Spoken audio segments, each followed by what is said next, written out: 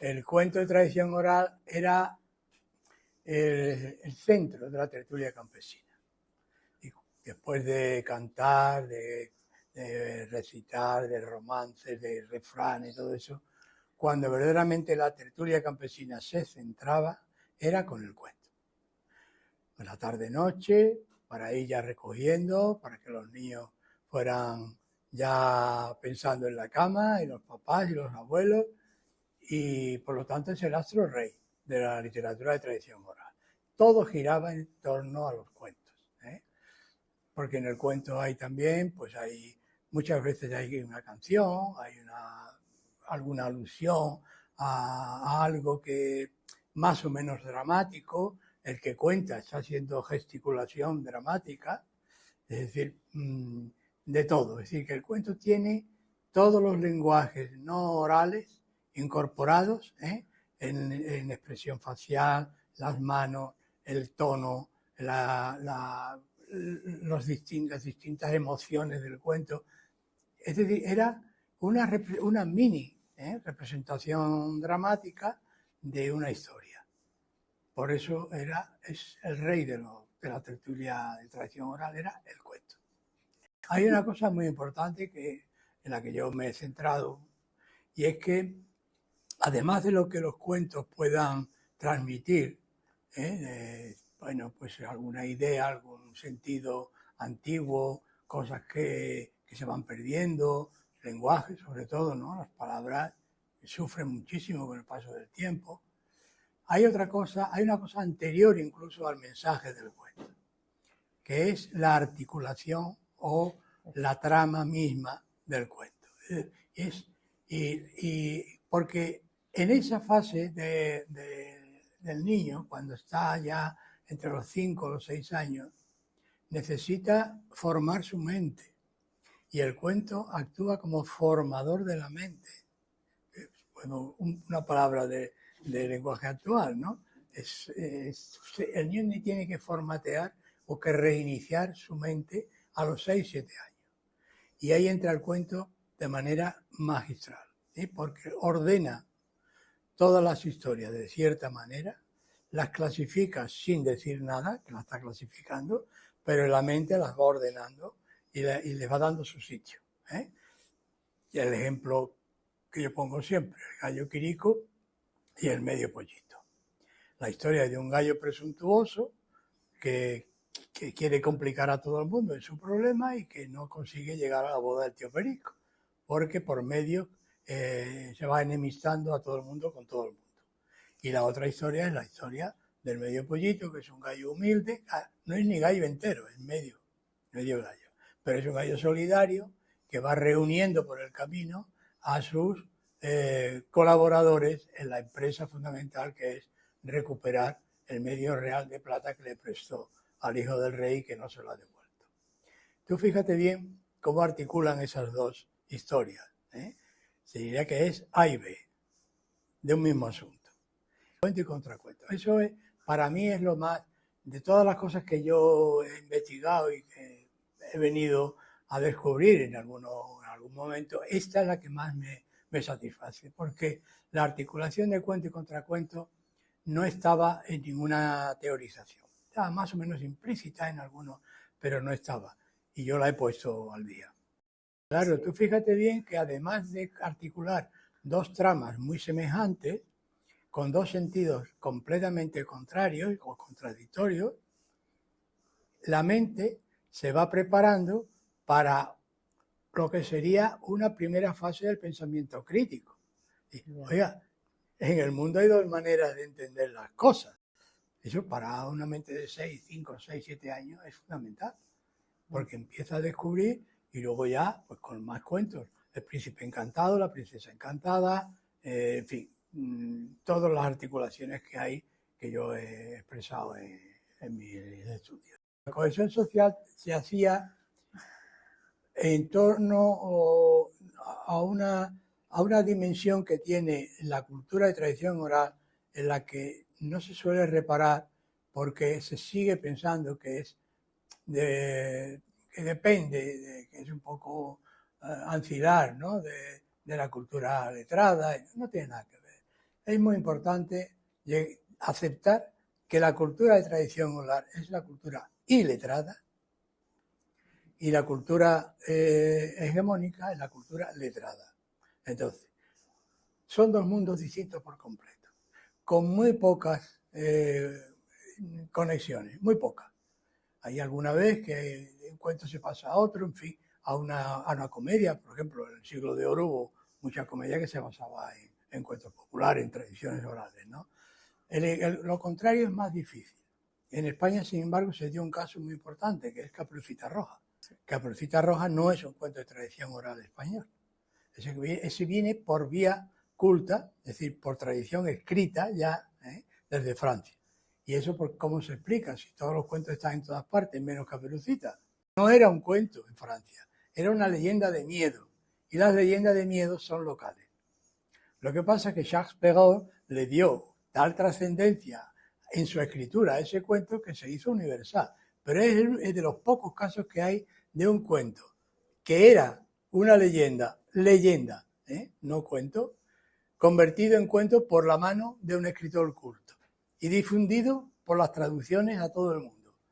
Pero es de los pocos casos que se pueden citar con precisión.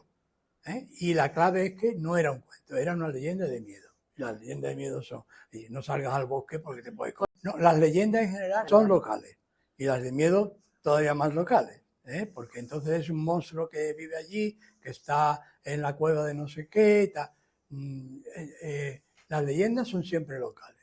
Es lo contrario del cuento, que es universal. Bueno, universal entre comillas, ¿no? Es decir, tú conoces la historia de la niña que regala las vacas. Hay versiones en Rusia, en Italia, claro, en todas partes, pero como la española, ninguna.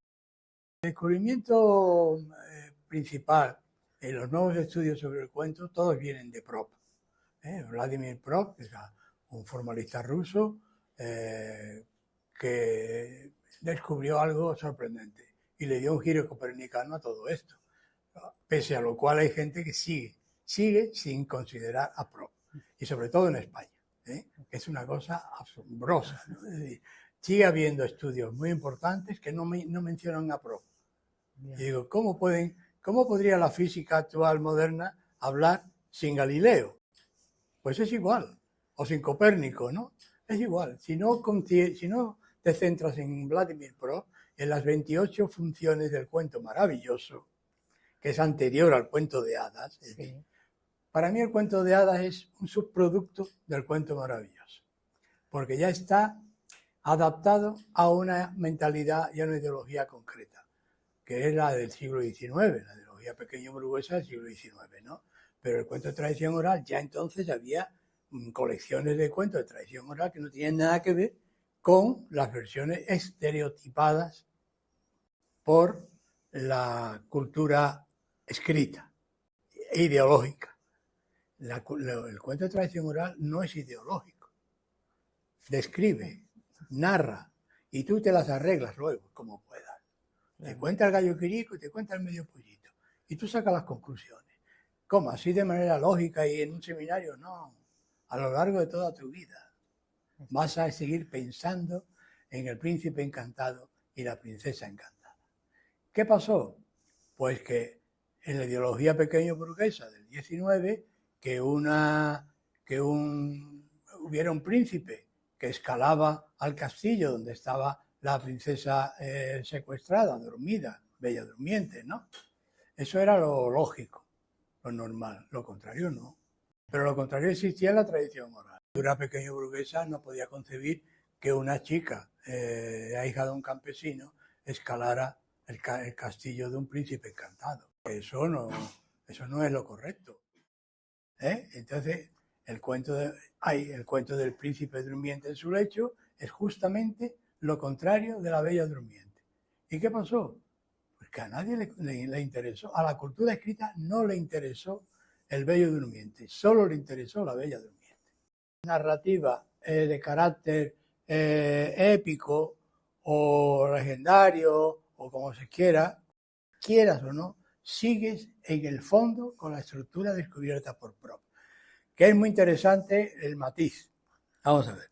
La estructura de Prop Es un paradigma, esto para los que habéis estudiado las lenguas, ¿no? El paradigma es una forma de expresión de la lengua distinta por completo del sintagma, ¿no? Es decir, el sintagma es la realización, el paradigma es la estructura, el sistema. Pues el paradigma de Pro de las 28 funciones es así, es lo mismo. Y se articula igual que un tiempo verbal, por poner un ejemplo sencillo, ¿no? Amo, amas, ama, amamos, amáis, aman, ¿no? La estructura es pa, pa, pa, pa. Ningún cuento recoge todas las funciones, sino que elige de las funciones las que le interesan a su historia, a la historia que está contando. Pero siempre lo hace en el orden en que están descritas las 28 funciones de Pro. Elige las que quiera, pero sin romper el orden. Y eso lo sabe la mente del transmisor, del informante iletrado, porque es lo que le ayuda a mantener la historia en su mente. Aunque tiene otras consecuencias, que es, por ejemplo, la relación entre lengua y habla. ¿Cómo se forma la competencia lingüística en un niño, una niña? Pues a base de escuchar hablar a mucha gente. Y va captando, ¿qué va captando? Captando el paradigma de la lengua. Mucho antes de que pueda hablar de manera fluida, el niño tiene un paradigma ya hecho. Prueba el canto. Roto o rompido.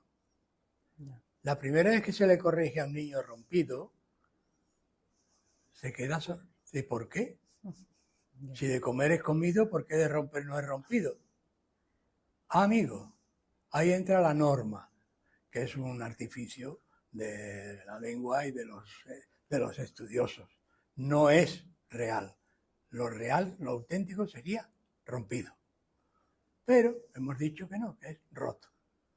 Por otras historias más complicadas que no vienen al caso, ¿no?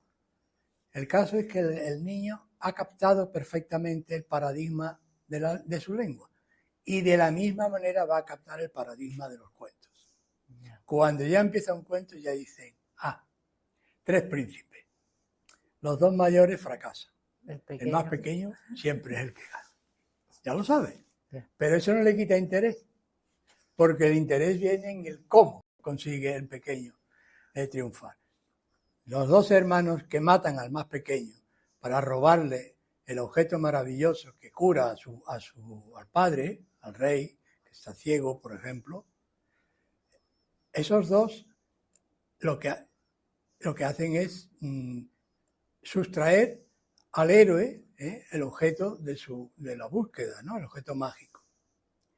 Y luego se resuelve porque lo entierran, se conoce que lo entierran mal, sale un cañaveral. Lo importante es que la historia es siempre la misma, que es lo chocante, es lo que mucha gente no acepta. Digo, claro, aquí hay otro problema que ya viene con los tiempos actuales, ¿no?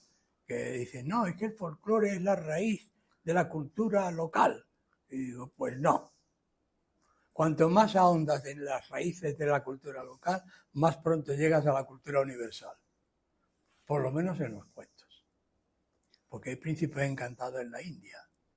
Yo tengo un estudio comparativo entre el príncipe encantado en Europa y el príncipe encantado en la India. Yo hice la comparativa entre las 2 versiones y claro que ha pasado mucho tiempo y resulta que evidentemente la versión india ya está adaptada a un pensamiento trascendental distinto por completo del occidental. Pero la historia, en el fondo, es la misma. Y muy interesante eso.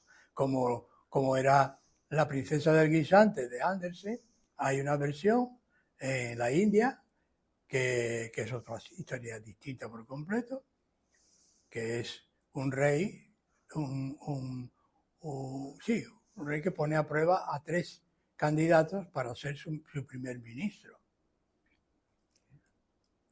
Y va a estar buscando al que tenga mayor sensibilidad. ¿Y quién gana? El más pequeño. ¿Por qué? Porque ha sido capaz de captar que había un pelo debajo de 7 colchones. Yo fui colaborador del Instituto de Copenhague y algo aprendí de esto, ¿no? Pues es un cuento de mera exhibición de lo que es el capricho femenino. La participación de la mujer ha sido convertida en capricho femenino por la cultura dominante. Eso es muy importante que lo tengáis en cuenta, ¿eh? La ratita presumida es el caso más elocuente de todo esto. Yo he publicado el año pasado, hace 2 años, en Costa Rica, en la Academia de Costa Rica, que forma parte de las academias, un estudio sobre la ratita presumida, que allí se llama la cucarachita mandinga.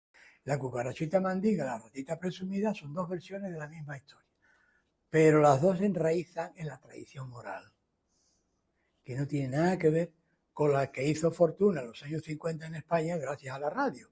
Hicieron una versión completamente edulcorada, bueno, que ya venía de Fernán Caballero, edulcorada, donde desaparece todo dramatismo y no hay segunda parte, que es la más importante siempre. ¿Y qué pasa cuando la ratita se come a su ratoncito en la olla, que no se ha dado cuenta? Dice la gente, uy, qué horror, por Dios, antropofagia. No os preocupéis, a los niños les parece lo más natural. Encontró un bigotito de su marido en la olla. Porque he descubierto que la verdad del cuento no tiene nada que ver con lo que se decía, ¿no? En la revista Click he escrito un artículo muy largo que son mis 40 tesis sobre el cuento popular. Claro. ¿Y por qué? Y todo fue porque hablando un día con Victoria, editora de la revista, bueno, ya no, pues me encendió la chispa ella porque dice, hay una intolerancia terrible a los cuentos tradicionales por principio. Se han sacado de las bibliotecas los cuentos tradicionales, los han prohibido. Digo, ¿pero cuáles? Dice, no, todos. Pero hombre, ¿qué barbaridad es esta? Entonces me encendió la idea y yo le he dedicado un artículo muy largo a ese asunto. Y ya de paso, lo que he hecho ha sido presentar en forma de tesis para mí mis más notables contribuciones a todo esto, ¿no?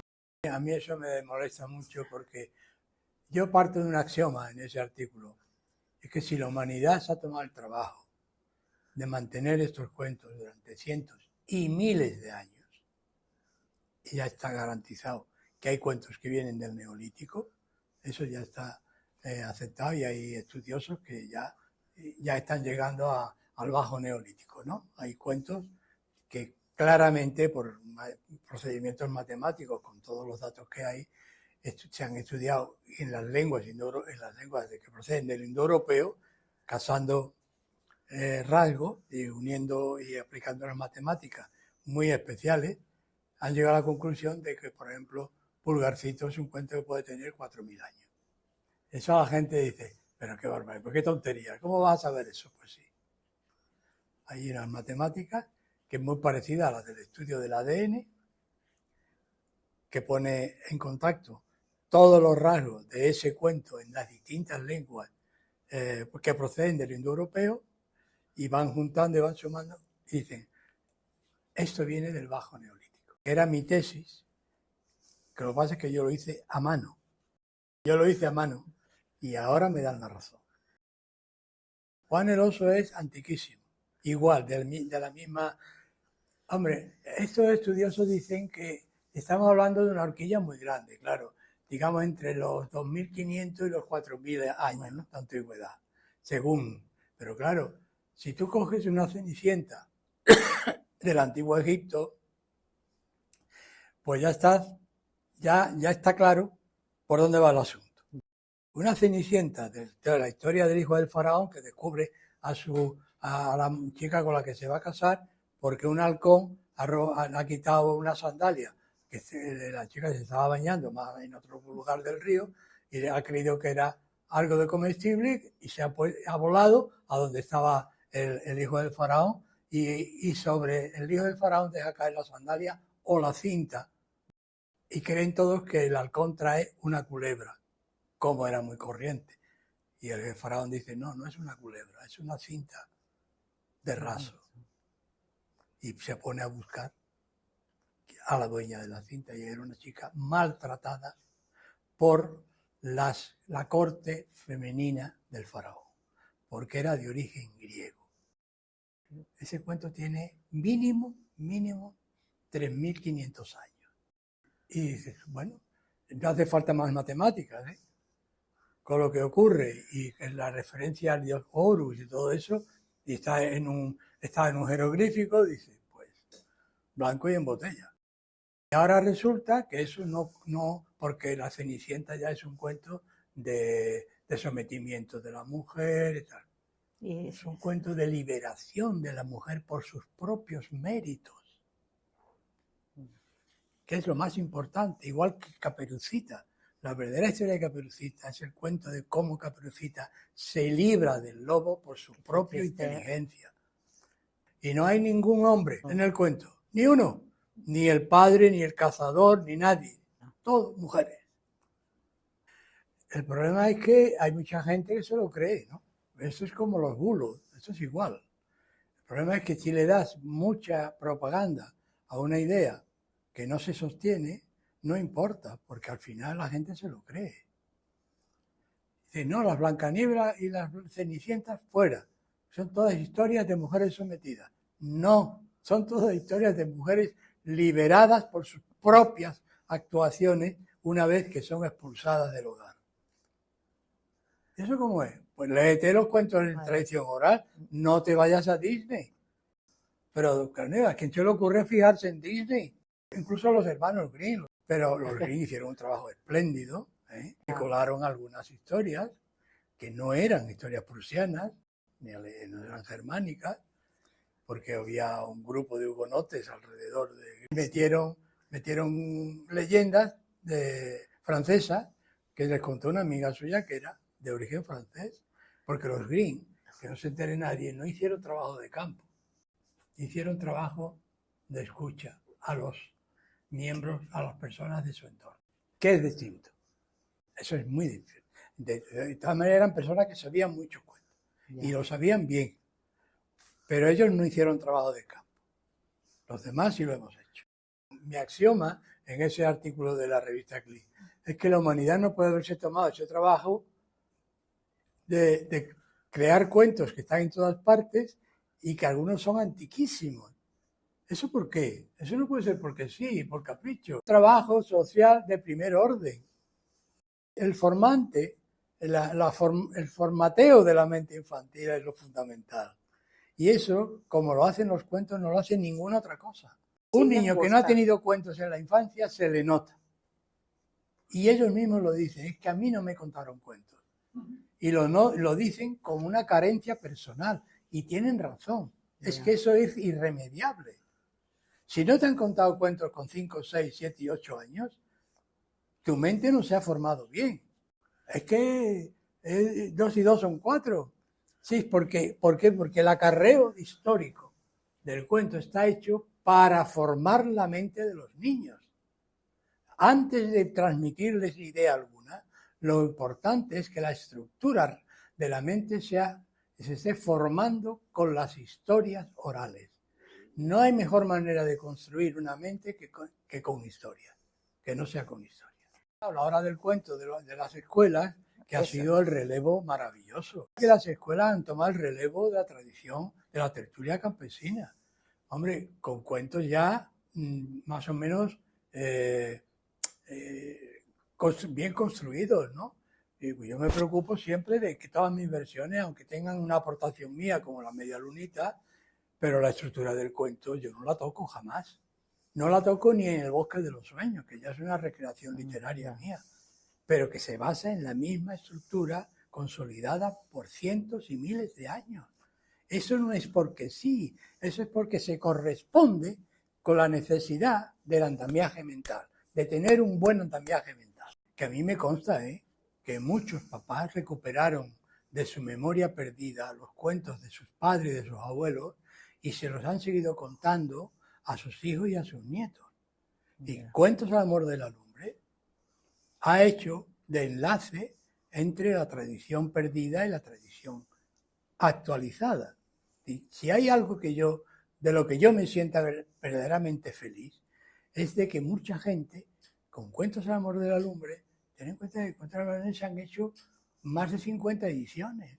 Va a hacer un compendio de los 2 tomos, con un prólogo nuevo, tres prólogos lleva, 3 prólogos. El de Caballero Bonal, el de José María Merino y el de Ana María Matute. Mira, no, los cuentos son los mismos. Cuando yo hice este documental, yo me tuve que agarrar a la silla en momentos dados, porque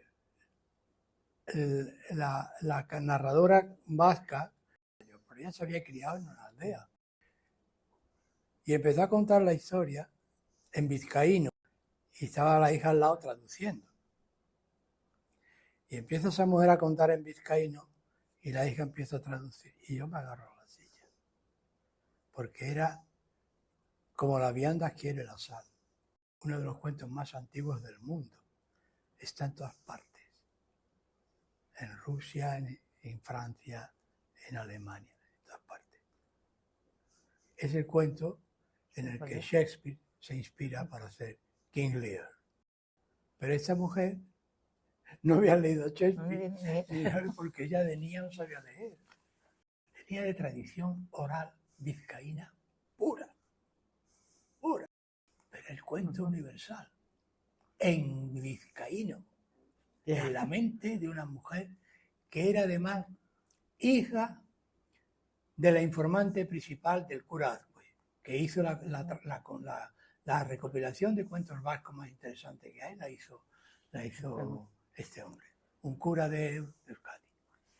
Bueno, esto es muy importante también, esto se acaba de decir, porque es la prueba del 9, la universalidad de los cuentos. Que Jean Elos en Cataluña, claro, Juan el Oso, Gamades, clarísimo, y otros muchos, corresponden con los de Machado y Álvarez. Son los mismos cuentos en otra lengua. Pero en Euskadi, que una señora hace 5 años, 6 años, tenía 83 años ella entonces, contara como la vianda quiere la sal. El padre que pone a prueba el amor de sus 3 hijas. A ver, decidme quién me quiere más. ¿Por qué? Y la mayor le dice, el rey, para poner pruebas. La mayor dice, te quiero, yo soy la que más te quiere porque yo te admiro, porque yo te cuido, porque yo sé que eres un hombre integral. La de en medio, porque yo sé. Y dice, a ver, ¿y tú? Le dice a la pequeña. Dice, ¿y tú cómo me quieres? Y como la vianda quiere la sal. Como la comida quiere la sal. Y cómo se reencuentra ella al final de la historia con su padre. Es maravilloso. Bueno, porque ella pierde el dedo del anillo y lo pierde como castigo del padre. Y al cabo de otra historia, ella se casa con otro rey que invita a los reyes de la comarca al matrimonio de su hijo con esta princesa que no sabían de dónde venía. Le ponen al padre toda la comida sin sal. Y el padre dice, pero ¿cómo? La comida sin sal, un horror. Y entonces nota que alguien le pone aquí la mano sin el dedo anular. Y el padre, ¿tú quién eres? Yo soy tu hija, la que te quiere más que la sal a la comida.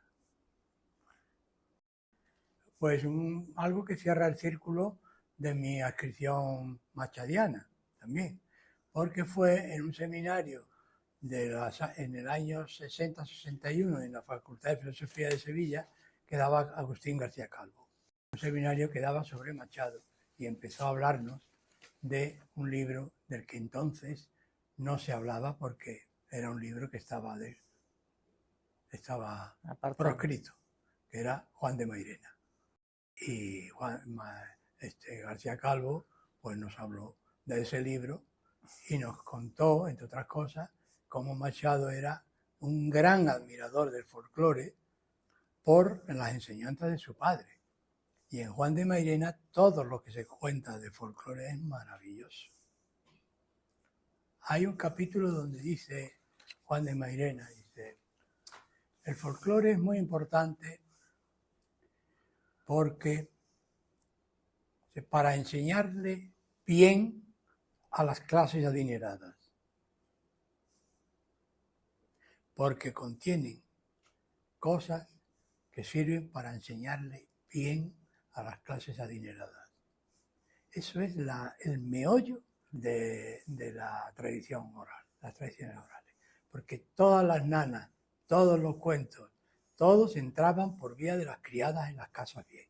En las clases de clase media y clase alta, todo esto entraba por vía de las criadas.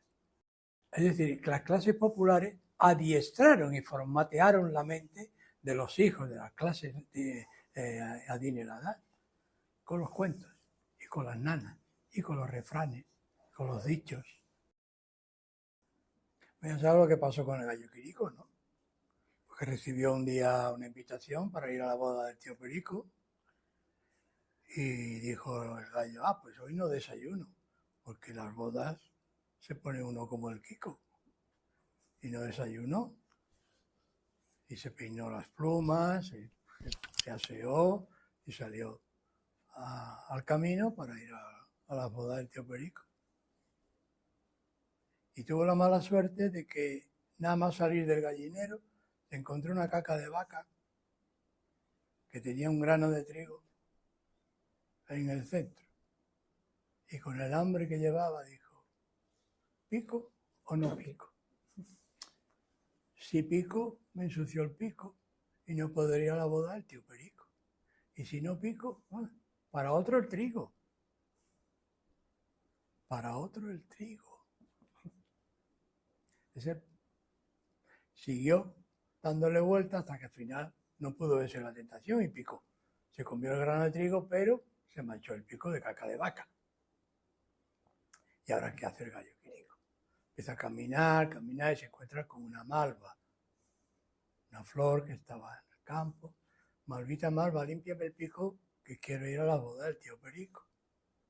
Uy, no quiero, mira, acaba de llover, yo estoy muy limpita, yo no me apetece mancharme, perdona. No, pues bueno, que malva más mala. Sigue andando y se encuentra después con una oveja. Ovejita. Cómete a la malva que no quiso limpiarme el pico para ir a la boda del tío Perico. De la oveja. No quiero no haberte ensuciado. Ay, qué oveja más mala. Sigue andando el gallo Quirico, se encontró con el lobo. Lobito lobo, cómete a la oveja que no quiso comerse a la malva, que no quiso limpiarme el pico, para ir a la boda del tío Perico. A ti te voy a comer yo como salgas corriendo. Y el gallo salió corriendo y se encontró con un palo. Palito, palo, pégale al lobo, que no quiso comerse a la oveja, que no quiso comerse la malva, que no quiso limpiarme el pico para ir a la boda del tío Perico. El palo, no haberte ensuciado. Ay, qué palo más malo. Siguió andando el gallo Quirico y cada vez se le hacía más tarde para ir a la boda del tío Perico. Se encontró con un fuego. Fueguito, fuego, quema el palo que no quiso pegarle al lobo, que no quiso comerse a la oveja, que no quiso comerse a la malva, que no quiso limpiarme el pico para ir a la boda del tío Perico. No haberte ensuciado, le dijo el fuego. Y el gallo se fue corriendo para no quemarse con el fuego. Y luego se encontró con el agua y también le dijo lo mismo, no haberte ensuciado. Y luego se encontró con el burro. Burrito burro, bébete el agua, que no quiso apagar el fuego, que no quiso quemar el palo, que no quiso pegarle al lobo, que no quiso comerse a la oveja, que no quiso comerse a la malva, que no quiso limpiarme el pico para ir a la boda del tío Perico. Ah, sí. Oye, pues mira, ya, por favor, ayúdame. Sí, yo te voy a mandar rápido, te voy a pegar una patada, una coz, y eso hizo el lobo, el burro, perdón, le dio una coz al gallo que cayó al agua y allí se limpió el pico. pero se quedó tan mojado que además, lo tarde que se lo había hecho, cuando llegó a la boda del tío Perico, que le dijeron, gallos mojados no son invitados. Y colorín colorado, este cuento se acaba.